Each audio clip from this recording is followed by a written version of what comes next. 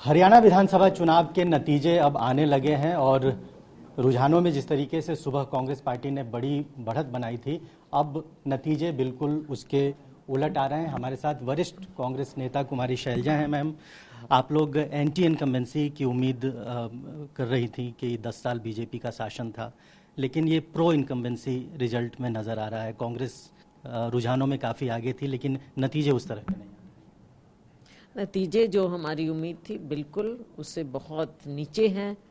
हम 60 और 60 प्लस का भी हम दावा कर रहे थे, प्रचंड बहुमत का हम दावा कर रहे थे, एक अच्छी कंफर्टेबल मेजॉरिटी का हम दावा कर रहे थे। तो वो सारी बातें नहीं हो पाई, कुछ कमी रही हमारी, और भाजपा ने और ढंग से जो ये इस चीज़ को खेला। तो फैक्टर्स तो दोनों हैं, हमारे भी हैं, उनके भी हैं।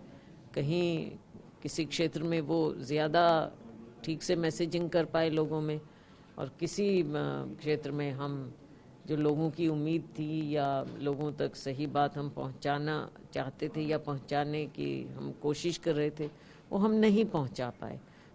इनके अलावा भी बहुत चीज़ें हैं, अभी तो मैं आपको केवल एब्स्ट्रैक्ट में ही बता पाऊंगी, स्पेसिफिक बताने की स्थिति में मैं इस वक्त नहीं हूँ, लेकिन कमियां तो हमारी रही हैं।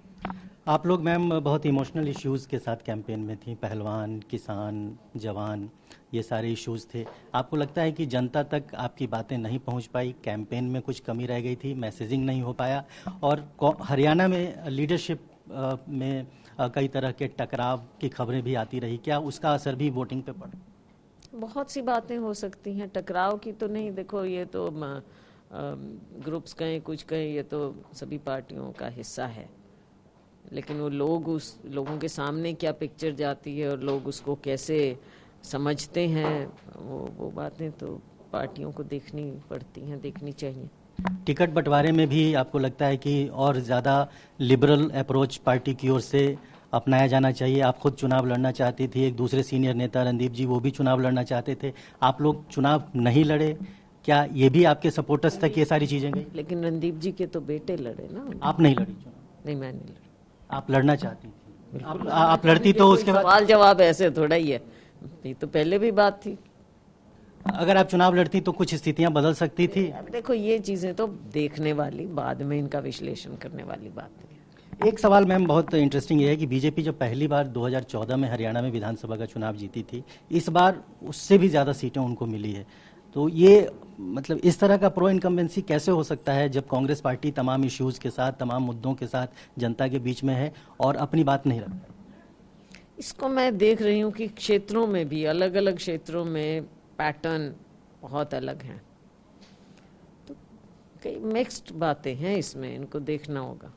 बहुत मिक्स्ड बातें हैं। ये कहा जा रहा है कि हरियाणा में इस बार हर बार की तरह इस बार भी जाट और गैर जाट का ये पूरा पोलराइजेशन था, काउंटर पोलराइजेशन भी हुआ, उसकी वजह से भी चीज़ें हुई। जो नेतृत्व है वो जाट लीडर्स के पास है, इस तरह का मैसेज हरियाणा के लोगों में था, इसलिए जो दूसरी कम्युनिटी के लोग हैं वो बहुत प्रोफाउंडली सामने नहीं आए। पार्टी इन चीज़ों को देखेगी और फिर उस पर पार्टी के अंदर विचार विमर्श होगा इन चीज़ों का। कुल मिला के मैम, रिजल्ट से आपका एक लाइन का अगर आपके रिमार्क्स चाहिए तो हरियाणा में कांग्रेस पार्टी की हार की सबसे बड़ी वजह क्या है? वजह एक नहीं हो सकती, कई होती हैं, और इसको हम देखें और आगे के लिए हम कांग्रेस पार्टी इंट्रोस्पेक्शन करके आगे बढ़ें, क्योंकि लोगों की भी उम्मीदें हैं, और हमारा सबसे ज़्यादा कोई निराश होगा तो हमारा वर्कर होगा और हरियाणा के लोग होंगे।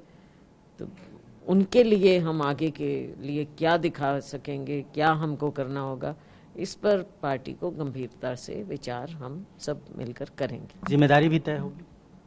ये तो पार्टी हाईकमांड देखेगी। बहुत शुक्रिया। तो ये कुमारी शैलजा, कांग्रेस पार्टी की सीनियर नेता, सांसद, और साफ तौर पर ये कहना है कि जो नतीजे आए हैं वो निराशाजनक हैं और इस हार की समीक्षा होगी और जिम्मेदारी भी तय होगी। कैमरामैन नदीम के साथ रजनीश रंजन, TV9 भारतवर्ष, दिल्ली।